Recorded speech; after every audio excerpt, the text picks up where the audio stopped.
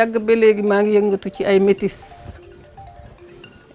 di yóbbu ay nag ma koy yóbbul sama bopp ma koy dem di yóbbu pour insémination bi. Khady Sow possède une étable laitière à Dara et pour elle, l'élevage est avant tout une affaire de passion. Il y a 1 an, elle a acquis une vache brésilienne grâce à une subvention de l'État. nag yi ñu ngi waroon jër 3,5 millions. léegi nguur gi wàññil ko éleveurs yi pour ñu mun ci jot ñu jëriñoo ko ñu jaay leen ko ñoom 1,2 million. kon nguur gi def na fi jéego bu rëy ci wàllu élevage. nag bi nga xam ne jënd naa ko élevage maa ngi ci dindi 6 litres par jour kon xam nga loolu rek xaalis la suñ ma litre bi chaque 15 jours ñu ngi may fay 40 000. leneen li mooy gol bu am juróom-ñeenti weer nga jaay ko 1,5 million yaa ngi jëndoon yaayam 1,2 million loolu rek bénéfice commencé na ñëw. wax dëgg yàlla éleveurs ñu ngi commencé gis seen bopp ci élevage bi surtout ci élevage moderne bi ñu doon wax te man dama gëm ne élevage moderne dana dindi jafe-jafe yu bari. L'élevage représente un atout stratégique pour le Sénégal. Il occupe près de 60% des ménages ruraux, un indicateur assez révélateur. Sa contribution à la richesse du pays est néanmoins en deçà des objectifs fixés pour assurer la sécurité alimentaire. Avec son réel potentiel, il constitue un puissant levier de croissance dans la mise en œuvre des projets de développement inscrits au plan Sénégal émergent, PSE. Ce plan, référence économique du pays, a défini des priorités stratégiques qui visent à améliorer la compétitivité durable du secteur de l'élevage.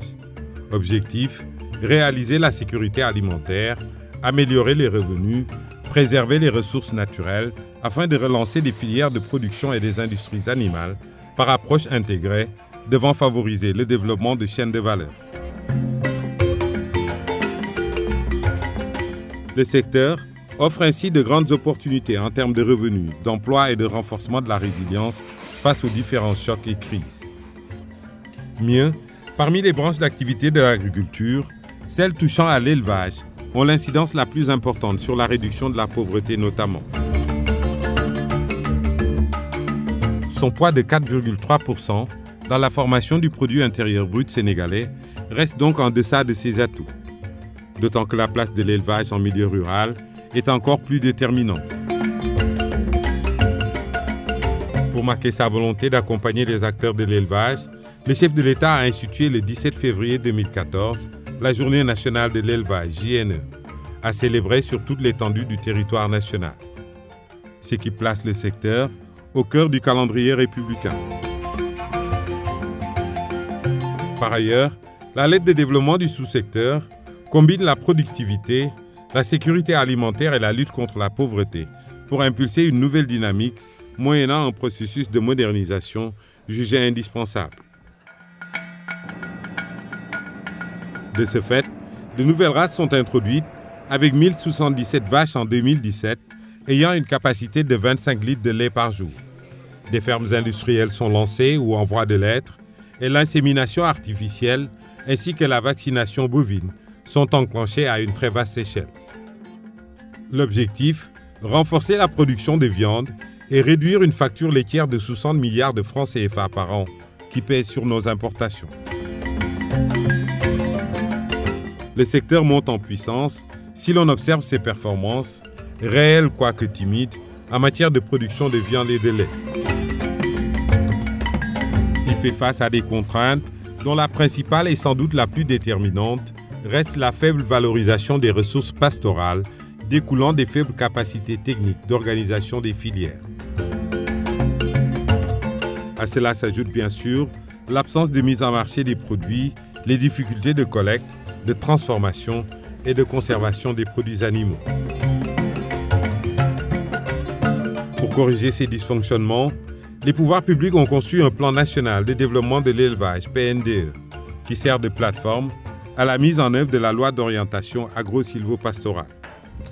S'insérant dans l'axe 1 de transformation économique du PSE, l'élevage poursuit l'objectif de développement accéléré des filières clés que sont le bétail, la viande, le lait, le cuir, les peaux et l'aviculture, en améliorant la productivité et la compétitivité des filières animales.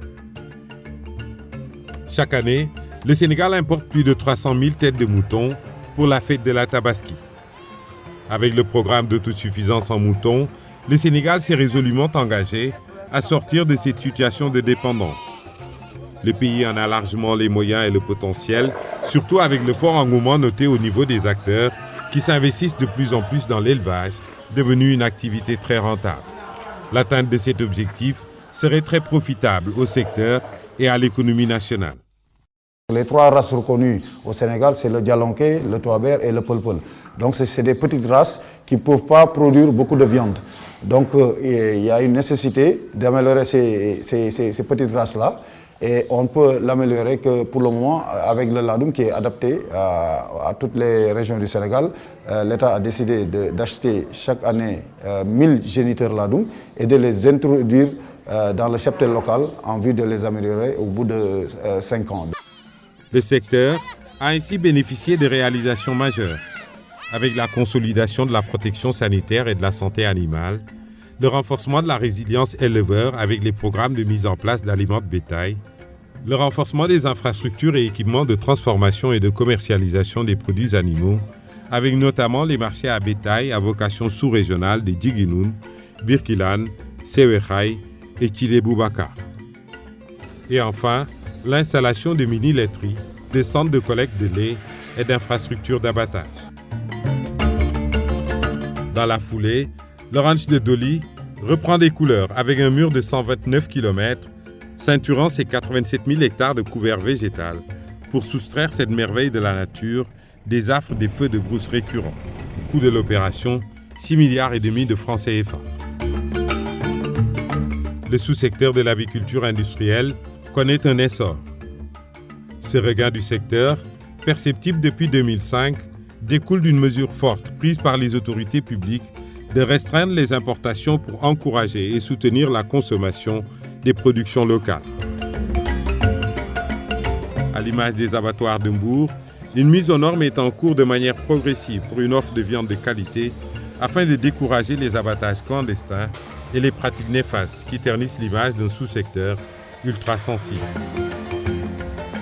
Diamniadio, qui est le condensé du futur du Sénégal en termes de réorganisation de l'espace, va accueillir, grâce à la coopération indienne, un abattoir ultramoderne d'un coût de 21 milliards de francs CFA, avec une capacité journalière d'abattage de 800 bovins, 4000 ovins et caprins et 5000 porcins. Le Sénégal entend se doter ainsi d'infrastructures modernes, aux normes, pour stimuler le développement de toutes les potentialités d'un secteur ayant tous les atouts pour contribuer à la sécurité alimentaire, à l'accroissement de la richesse et à la croissance de l'économie.